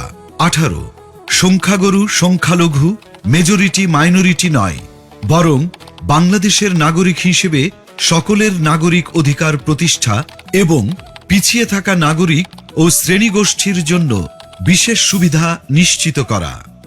১৯ আধুনিক ও সার্বজনীন স্বাস্থ্যসেবা প্রদান এবং গরিব ও অসহায় জনগোষ্ঠীর জন্য পর্যায়ক্রমে বিনামূল্যে উন্নত চিকিৎসা নিশ্চিত করা। ২০ সমসাময়িক বিশ্বের চাহিদাকে সামনে রেখে শিক্ষা ব্যবস্থার মৌলিক সংস্কার এবং পর্যায়ক্রমে বিনামূল্যে শিক্ষা নিশ্চিত করা। ২১ দ্রব্যমূল্য ক্রয় ক্ষমতার মধ্যে রেখে স্থিতিশীলতা নিশ্চিত করা এবং অন্যান্য মৌলিক চাহিদার পূর্ণ সংস্থানের নিশ্চয়তা। ২২ যাতায়াত ব্যবস্থাকে ঢেলে সাজানো এবং রাজধানীর সাথে দেশের বিভাগীয় শহরগুলোর সড়ক রেলপথের দূরত্ব পর্যায়ক্রমে ২ থেকে ৩ ঘন্টায় নামিয়ে আনা, দেশের আঞ্চলিক যোগাযোগ ও ঢাকার অভ্যন্তরীণ যাতায়াত ব্যবস্থায় মৌলিক পরিবর্তন আনা। ২৩ নিম্ন ও মধ্যবিত্ত পরিবারের জন্য স্বল্প মূল্যে আবাসন নিশ্চিত করা। ২৪ ফ্যাসিবাদী ব্যবস্থার পূর্ণ বিলাপে চলমান বিচার ও সংস্কার কার্যক্রমকে অব্যাহত রেখে বাংলাদেশে ফ্যাসিবাদ ব্যবস্থার পুনর্জন্ম রোধ করা। ২৫ সার্বজনীন সামাজিক নিরাপত্তা ব্যবস্থা চালু করার মাধ্যমে নিরাপদ কর্মজীবন ও পর্যায়ক্রমে সকল নাগরিকদের আন্তর্জাতিক মানের সামাজিক নিরাপত্তা নিশ্চিত করা। ২৬ সকল পর্যায়ে স্বচ্ছতা ও জবাবদিহিতার মাধ্যমে সুশাসন নিশ্চিত করে একটি সুখী ও সমৃদ্ধ কল্যাণ রাষ্ট্র প্রতিষ্ঠা। বিষয়ভিত্তিক স্পষ্ট দিক নির্দেশনা দিতে আমরা আমাদের নির্বাচনী ইশতেহারকে ৮টি প্রধান ভাগে বিভক্ত করেছি। প্রতিটি ভাগ তৈরি করা হয়েছে দেশের বাস্তবতা, জনগণের চাহিদা এবং আগামীর সম্ভাবনাকে সামনে রেখে। এই ৮টি ভাগ হল: ১ জুলাই বিপ্লবের আকাঙ্ক্ষায় একটি বৈষম্যহীন, শক্তিশালী ও মানবিক বাংলাদেশ। ২ আত্মনির্ভরতার পথে নিজ পায়ে দাঁড়ানোর প্রত্যয়। ৩ টেকসই অর্থনৈতিক উন্নয়ন ও ব্যাপকভাবে কর্মসংস্থান সৃষ্টি। ৪ স্বনির্ভর কৃষি ও প্রকৃতির স্বাভাবিক বিকাশের মাধ্যমে পরিবেশ বান্ধব উন্নয়ন। ৫ মানব সম্পদ উন্নয়ন ও জনগণের মৌলিক জীবন মানের উন্নয়ন। ৬ সমন্বিত অবকাঠামোগত উন্নয়ন। ৭ যুবকদের নেতৃত্বে প্রযুক্তি বিপ্লব ও সমৃদ্ধ বাংলাদেশ। ৮ সবার জন্য অন্তর্ভুক্তিমূলক রাষ্ট্র। এই ৮টি ভাগের মধ্য থেকেই নির্বাচিত করা হয়েছে ইশতেহারের কিছু মূল ও অগ্রাধিকারমূলক বিষয়, যা আমরা বিস্তারিতভাবে আপনাদের সামনে তুলে ধরব। যার শুরুতেই থাকবে সুশাসন ও জননিরাপত্তা এবং তা নিশ্চিতে মন্ত্রী ও এমপি সহ সকল পর্যায়ের জনপ্রতিনিধিদের ও তাদের পরিবারের সদস্যদের বার্ষিক সম্পদ বিবরণী জনসাধারণের সামনে পেশ করা হবে। সরকারি অফিসে সিসি ক্যামেরা স্থাপন এবং সব গুরুত্বপূর্ণ সরকারি নথি ও সেবাকে শতভাগ অনলাইনে রূপান্তর করা হবে। ৬৪ জেলা শহর এবং প্রায় ৫০০ উপজেলা ও ছোট শহরকে পরিকল্পিত শহর হিসেবে গড়ে তোলা হবে। তরুণদের দেশ পরিচালনায় অগ্রাধিকার দেওয়া হবে। নারীদের মধ্য থেকে মন্ত্রিসভায় উল্লেখ সংখ্যক প্রতিনিধি অন্তর্ভুক্ত করা হবে। ডিজিটাল পাহারাদার অ্যাপের মাধ্যমে যে কোনো অপরাধের, যেমন চাঁদাবাজি, ঘুষ, নারী নির্যাতন, বিরুদ্ধে তাৎক্ষণিক ডিজিটাল রিপোর্ট করা যাবে, যেখানে রিপোর্টকারীর পরিচয় গোপন রাখা হবে। সরকারের আয় ব্যয়ের সব হিসাব জনগণের সামনে উন্মুক্ত করতে আমাদের ইশতেহারে আমরা প্রস্তাব করছি আমার টাকা আমার হিসাব নামের একটি অসাধারণ ডিজিটাল প্ল্যাটফর্ম। আসুন দেখে আসি অ্যাপটি কিভাবে কাজ করবে। আপনি কি কখনো ভেবেছেন সরকার কিভাবে আয় করে, প্রতি বছর বাজেট কিভাবে তৈরি হয়, আর সেই বাজেট অনুযায়ী টাকা কোথায় কোথায় খরচ হয়? সরকারের আয় আসে আপনার দেয়া কর, বিদেশি অনুদান, ঋণ, আমাদের প্রবাসী হিরোদের পাঠানো রেমিটেন্স এবং সেবামূলক আয় থেকে। আর এই টাকা দেশের বিভিন্ন খাত ও প্রকল্পে ব্যয় করা হয়, যার সঠিক হিসাবটা জানা রাষ্ট্রের নাগরিক হিসাবে আপনার একটি অধিকার। বর্তমানে এই হিসাব জানার প্রক্রিয়া অনেক জটিল ও কঠিন, কিন্তু কেন বারবার আপনাকে এই বিষয়ে অন্ধকারে রাখা হয়? কারণ এই জটিলতাই দুর্নীতিবাজদের জন্য একটি নিরাপদ আশ্রয় তৈরি করে, আর অপরাধীরা থেকে যায় লোকচক্ষুর অন্তরালে। এবার সেই সমস্যার সমাধান হবে আমার টাকা আমার হিসাব নামের একটি অসাধারণ ডিজিটাল উদ্যোগের মাধ্যমে। এই প্ল্যাটফর্ম ব্যবহার করে আপনি সরকারের বার্ষিক আয় ব্যয়ের পুরো হিসাব দেখতে পারবেন, জানতে পারবেন সরকার কত টাকা কর পেয়েছে, বিদেশ থেকে কত অনুদান এসেছে, কত ঋণ এসেছে, কত টাকা এসেছে সেবামূলক আয় থেকে, এবং মোট কত টাকা রেমিটেন্স দেশের অর্থনীতিতে যোগ হয়েছে। জানা যাবে সেই আয়ের টাকা কোন খাতে কোথায় কত খরচ হয়েছে এবং হচ্ছে। এমনকি নির্দিষ্ট এলাকা অর্থাৎ জেলা, উপজেলা বা থানা পর্যায়েও আয় ব্যয়ের হিসাব জানতে পারবেন। নির্দিষ্টভাবে কোন প্রকল্পে কত টাকা খরচ করা হয়েছে তাও জানা যাবে এই প্ল্যাটফর্ম ব্যবহার করে। এই প্ল্যাটফর্মের মাধ্যমে ব্যয়ের কোনো অসঙ্গতি চোখে পড়লে আপনি প্রশ্ন করতে পারবেন, প্রয়োজনে অভিযোগও জানাতে পারবেন। এভাবেই আমরা সবাই নিজ নিজ জায়গা থেকে দেশের আয় ব্যয়ের প্রতি সচেতন হব। দেশের আর জনগণের কাছে সরকারের স্বচ্ছতা ও জবাবদিহিতা নিশ্চিত করতে পারব। এই সুন্দর উদ্যোগটি সত্যি করতে প্রয়োজন আপনার একটি মূল্যবান ভোট। আগামী নির্বাচনে দাড়িপাল্লার পক্ষে দেয়া আপনার ভোটেই তৈরি হবে একটি দুর্নীতিমুক্ত সততার বাংলাদেশ।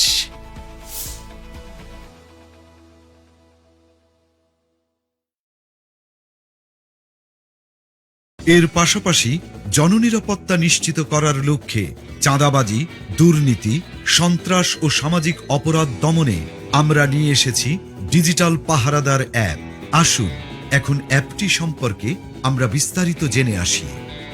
প্লে স্টোর বা অ্যাপ স্টোর থেকে ডিজিটাল পাহারাদার অ্যাপটি ডাউনলোড করুন। আপনার ফোন নাম্বার দিয়ে রেজিস্ট্রেশন করুন। 6 সংখ্যার গোপন পিনটি সেট করুন।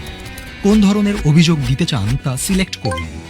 অভিযোগের প্রমাণ সংযুক্ত করার জন্য ছবি, ভিডিও, অডিও রেকর্ড করুন অথবা মেসেজ টাইপ করুন। অভিযোগটি পূর্বে রেকর্ড করা থাকলে ছবি, ভিডিও, অডিও আপলোড করুন। আমি উপরের শর্তাবলী পড়েছি, এই লেখাটিতে টিক মার্ক দিন, তারপর জমা দিন বাটনে ক্লিক করুন।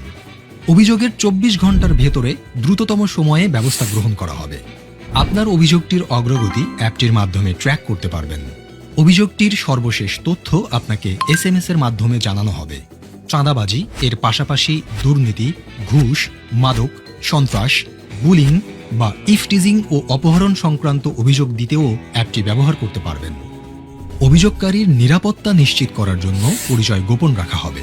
দক্ষতা অ্যাপটি প্লে স্টোর বা অ্যাপ স্টোর থেকে ডাউনলোড করো অথবা ওয়েবসাইটে ভিজিট করো। নির্ধারিত ফর্মে পরিচয়, ঠিকানা, শিক্ষাগত যোগ্যতা এবং পছন্দের দক্ষতা সিলেক্ট করো ও অন্যান্য তথ্য দিয়ে রেজিস্ট্রেশন করো। অ্যাপ থেকে কনফার্মেশন পেজে দেওয়া তথ্য অনুযায়ী নির্ধারিত তারিখে ও স্থানে প্রয়োজনীয় সকল কাগজপত্র সহ উপস্থিত থাকো। নির্ধারিত স্থানে বিশেষজ্ঞদের পরামর্শে তোমার প্রশিক্ষণের বিষয় নির্ধারণ করা হবে এবং তোমার ভর্তি প্রক্রিয়া সম্পন্ন করা হবে। প্রশিক্ষণের সময়ে প্রশিক্ষণের খরচ, থাকা খাওয়ার খরচ এবং সম্মানী সরকার বহন করবে। প্রশিক্ষণ শেষে চাকুরি, ক্ষুদ্র ব্যবসা, বিদেশ গমন ও অন্যান্য কর্মসংস্থানের উদ্যোগ গ্রহণে সরকার সহযোগিতা করবে। দক্ষতা অ্যাপের মাধ্যমে তুমি শিখবে এবং শিখতে শিখতেই শুরু হবে তোমার কর্মজীবন। বাংলাদেশ জামায়াতে ইসলামী বিশ্বাস করে নারীর সম্মান ও নিরাপত্তা সমাজের নৈতিক ও সামাজিক উন্নয়নের মূল ভিত্তি। তাই সুষ্ঠু কর্মপরিকল্পনার মাধ্যমে আমরা তাদের সুরক্ষা, মর্যাদা ও সমান সুযোগ নিশ্চিত করতে চাই। নারীর সম্মতি অধিকার রক্ষায় সম্মতি সুরক্ষা কমিটি গঠন করা হবে। নির্যাতিত নারীর সকল প্রকার আইনি, মানসিক, আর্থিক সহায়তার জন্য প্রতিটি জেলা সদর হাসপাতালে ওয়ান স্টপ ক্রাইসিস সেন্টার স্থাপন করা হবে। কর্মক্ষেত্রে ডে কেয়ার সেন্টার উল্লেখযোগ্য পরিমাণে বাড়ানো হবে। নারী চলবে নির্ভয়ে লক্ষ্য বাস্তবায়নে: 1. নারীদের জন্য আলাদা বাস সার্ভিস পিক আওয়ারে। 2. গণপরিবহনে সিসি ক্যামেরা স্থাপন। 3. মেট্রো রেলে আলাদা কম্পার্টমেন্ট চালু। 4. ইমার্জেন্সি কল নম্বর চালু করা। ও 5. নারীর নিরাপত্তায় ইমার্জেন্সি সেল স্থাপন সহ আরও অনেক কিছু। আমার আয়ের সংসার প্রকল্পের মাধ্যমে গ্রামীণ নারীদের কর্মসংস্থানের সুযোগ সৃষ্টি করে স্বাবলম্বী করা হবে। এবার আমরা জানাবো আমাদের আয়ের সংসার প্রকল্পের মাধ্যমে কিভাবে নারীদের স্বাবলম্বী ও উৎপাদনশীল করা হবে। বাংলাদেশের গ্রাম কেবল প্রাকৃতিক সৌন্দর্য, দেশীয় সংস্কৃতি বা আবেগের কেন্দ্রবিন্দু নয়, বরং এটি আমাদের জাতীয় অর্থনীতির অন্যতম প্রধান চালিকা শক্তি। 2022 সালের আদমশুমারি অনুযায়ী বাংলাদেশে 5.5 কোটিরও বেশি নারী গ্রামীণ জীবনযাপন করেন। গ্রাম বাংলার এই বিশাল নারী জনগোষ্ঠী একটি নীরব শক্তি। একবার ভেবে দেখুন তো, যদি তারা নিজেরাই কর্মক্ষম ও উৎপাদনশীল হতো, নিজের আয়ের পথ নিজেই তৈরি করতে পারত, তাহলে এদেশের ভবিষ্যৎ কতটা বদলে যেত। এই অপার সম্ভাবনাকে সত্যি করতেই বাংলাদেশ জামাতে ইসলামী পরিকল্পনা করেছে আমার আয়ের সংসার নামের একটি প্রকল্প। এই প্রকল্পের অধীনে গ্রামীণ নারীদের স্বাবলম্বী করে গড়ে তোলা হবে এবং সম্মানজনক জীবনযাপনে উদ্বুদ্ধ করা হবে। এই প্রকল্পের আওতায় একজন নারীকে আমরা কোনো ভাতা প্রদান করব না, বরং তার দক্ষতা ও পছন্দের উপর ভিত্তি করে প্রস্তুত করব সম্মানজনক কর্মক্ষেত্র। এই প্রকল্পে থাকবে হাতের কাজ ও সেলাই, অনলাইন ফ্রিল্যান্সিং, উঠান কৃষি, হাঁস মুরগির খামার, গবাদি পশুপালন, মাছ চাষ ইত্যাদি। এই প্রকল্পের মাধ্যমে আমরা একজন নারীকে প্রয়োজনীয় কারিগরি প্রশিক্ষণ দেব এবং ব্যবসা শুরুর সকল উপকরণ তুলে দেব তার হাতে। সেই সাথে বছর জুড়ে প্রকল্প পর্যবেক্ষণে নিশ্চিত করব যেন নারীর স্বাবলম্বী হবার এ যাত্রায় কোনো প্রতিবন্ধকতাই বাধা হয়ে দাঁড়াতে না পারে। এই প্রকল্প দেশের সামষ্টিক অর্থনীতিতে একটি শক্তিশালী অনুঘটক হিসেবে কাজ করবে, যা দীর্ঘমেয়াদী টেকসই উন্নয়নের পথ প্রশস্ত করবে।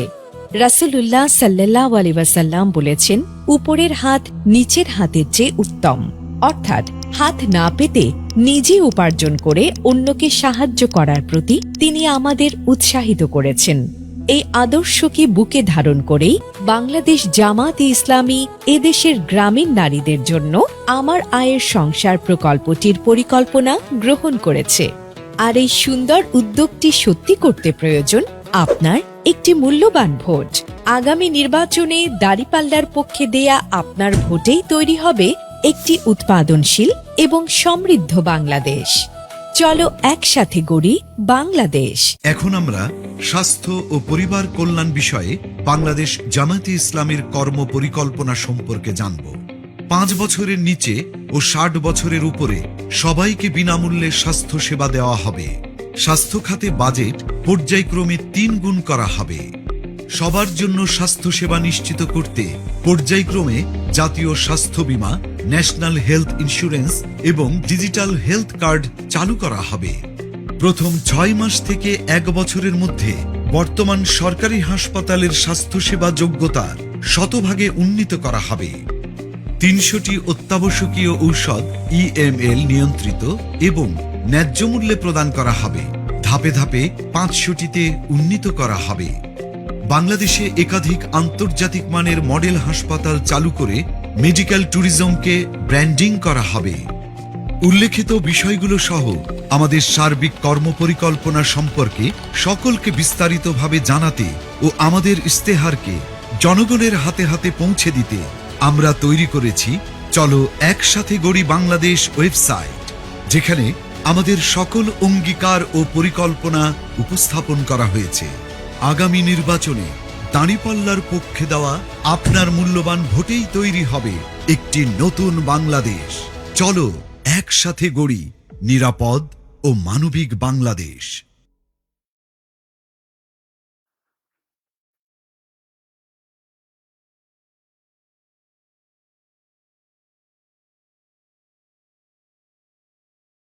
Thank you. Thank you very much, honorable guests. Thank you for your attention to the audiovisual presentation of the election manifesto. The vision you have just seen reflects commitments, priorities, and responsibilities that are deeply connected to the future of our nation. As we move toward the conclusion of today's program, it's now time to hear the final reflections and guidance on this manifesto and its broader implications. Now, I'd like to request Amir of Bangladesh Jamaat Islami, Dr. Shafiqur Rahman, to deliver his closing speech to the audience. Please welcome him with a big round of applause once again. Amir of Bangladesh Jamaat Islami, Dr. Shafiqur Rahman.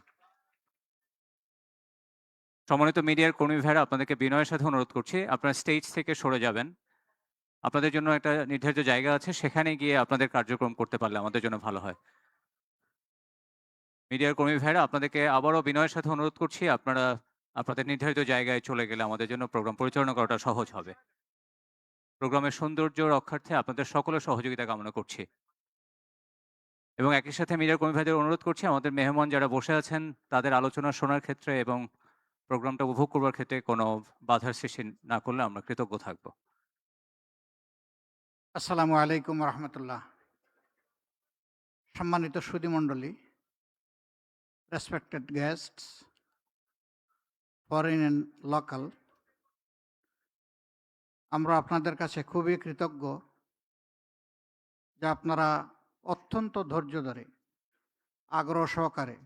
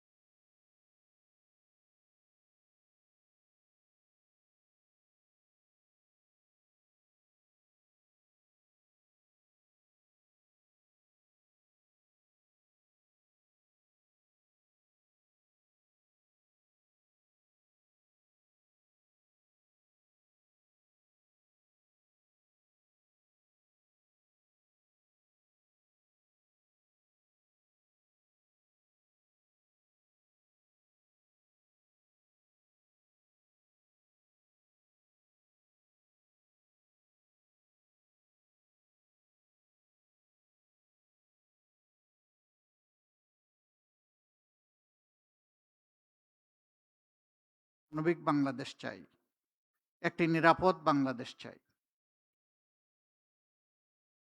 আমরা শ্রেণীতে শ্রেণীতে সীমাহীন বৈষম্যটা দূর করতে চাই এবং সকলের জন্য ন্যায় বিচার নিশ্চিত করতে চাই। আমরা বিশ্বাস করি ন্যায় বিচার নিশ্চিত হলেই সমাজের 70% সমস্যা দূর হয়ে যাবে, আর বাকিটা সবাই মিলে আমরা বিভিন্ন যৌক্তিক মেকানিজমের মাধ্যমে শেষ করতে পারবো ইনশাআল্লাহ। এই বাংলাদেশ আর পিছিয়ে পড়ে থাকুক, আমাদের যুব সমাজ এটা চায় না। আমাদের দায় আছে তাদের কাছে। 1400 লাশ আজকে এই জাতির ঘাড়ে, আর থালা থালা রক্ত। তারা জীবনের মূল্যবান এই সম্পদ উপহার দিয়ে আমাদেরকে একটি নতুন পথ রচনার সুযোগ তৈরি করে দিয়েছে। আমরা অবশ্যই অবহেলা করব না, অবশ্যই তাদের এই আমানতের কোনো খেয়ানত করব না। আমরা এই আমানতকে, এই আকাঙ্ক্ষাকে ধারণ করে এগিয়ে যাব ইনশাআল্লাহ। আমি আবারও আপনাদের কাছে বিনয়ের সাথে অনুরোধ করব, আজকে যে ইশতেহার প্রকাশ করা হলো তার কোনো অংশকে দেশ এবং মানুষের কল্যাণে যদি আপনি মনে করেন যে আরো ভালো করার সুযোগ আছে, তাহলে আপনার জায়গাটা থেকে আমাদেরকে সহযোগিতা করবেন। এ বিশ্বাস আমি রাখতে চাই এবং এই বিশ্বাস আমাদের আছে। শেষ কথা, দেশটা আমাদের সকলের। দেশ যদি ভালো থাকে আমরা ভালো থাকব, দেশ যদি ভালো না থাকে আমরা কোনো অবস্থায় ভালো থাকতে পারবো না। আমরা বিশ্বের সকল সভ্য দেশের সাথে মানবিক বন্ধুত্বপূর্ণ সম্পর্ক আমরা রক্ষা করতে চাই। আজকে একজন ডিপ্লোম্যাট প্রশ্ন করেছিলেন এখানেই আমাকে, যে এই দেশটার সাথে আপনাদের সম্পর্কটা কেমন হবে। আমি ছাদের দিকে আঙ্গুল নির্দেশ করিয়ে দিয়ে বলেছিলাম যে কালারফুল হবে ইনশাআল্লাহ। আমরা সবার সাথে কালারফুল রিলেশন মেনটেন করতে চাই, আমরা সবাইকে সম্মান দিতে চাই, আমরাও সবার কাছ থেকে একটুখানি ভালোবাসা এবং সম্মান চাই। এটি আমাদের চাওয়া। আমাদের চাওয়া খুব বড় কিছু নয়। বিশেষ করে আমাদের এই অঞ্চল এবং আমাদের প্রতিবেশী আমরা যারা আছি, তারা যদি আমরা হাতে হাত ধরে পরস্পরকে সম্মান করে ভালোবেসে ন্যায্যতার ভিত্তিতে আমরা পথ চলি, আমাদের মর্যাদা বিশ্বের দরবারে অনেক বেড়ে যাবে, আমাদের শক্তি অনেক বৃদ্ধি পাবে এবং আমাদের পারস্পরিক হানাহানি অথবা দূরত্ব দূর হয়ে যাবে। আমরা গোটা বিশ্বের সাথে এবং এই অঞ্চলের সাথে এমনই একটি চমৎকার সম্পর্ক প্রত্যাশা করি। এটি আমাদের স্বপ্ন নয়, এটি আমাদের পরিকল্পনা। সেই পরিকল্পনা বাস্তবায়নে আল্লাহ তাআলা আমাদেরকে সাহায্য করুন। আপনাদের সবাইকে আরও অনুরোধ জানাচ্ছি যে আমরা একসাথে থাকব এবং একসাথে গড়ব বাংলাদেশ ইনশাআল্লাহ। সবাই ভালো থাকবেন। আল্লাহ হাফিজ। আসসালামু আলাইকুম ওয়া রাহমাতুল্লাহ। Thank you. Thank you very much, Amir Jamaat, for your valuable speech. Now, I'd like to request honorable diplomats with Amir Jamaat and Secretary General of Bangladesh Jamaat Islami to go to the next to the grand ballroom, and rest of the audiences and guests are requested to have a seat here. সম্মানিত আমির জামাত এবং secretary জেনারেলের সাথে সম্মানিত ডিপ্লোম্যাটদেরকে অনুরোধ করছি আমাদের grand বলরুমের পাশেই যে রুমটা আছে সেখানে যাওয়ার জন্য। অন্যান্য অতিথিবৃন্দ এবং মিডিয়ার কর্মী ভাইদেরকে এখানেই অবস্থান করবার জন্য অনুরোধ করছি। আমার মনে হয় আমরা এখন মিডিয়ার কর্মী ভাইদেরকে একটু বিনয়ের সাথে অনুরোধ করছি, আপনারা আপনাদের নির্ধারিত জায়গায় থাকলে ভালো হয়। This is the time for having dinner, so please অন্যান্য অতিথিবৃন্দ এবং মিডিয়ার কর্মী ভাইদেরকে এখানেই অবস্থান করবার জন্য অনুরোধ করছি। আমরা অল্প সময়ের মধ্যেই আমাদের ডিনারের ব্যবস্থা করবো ইনশাল্লাহ। Honorable diplomats are requested to have dinner with Amir Jamaat and Secretary General of Bangladesh Jamaat Islami. You are requested to go to the next room, the grand ballroom.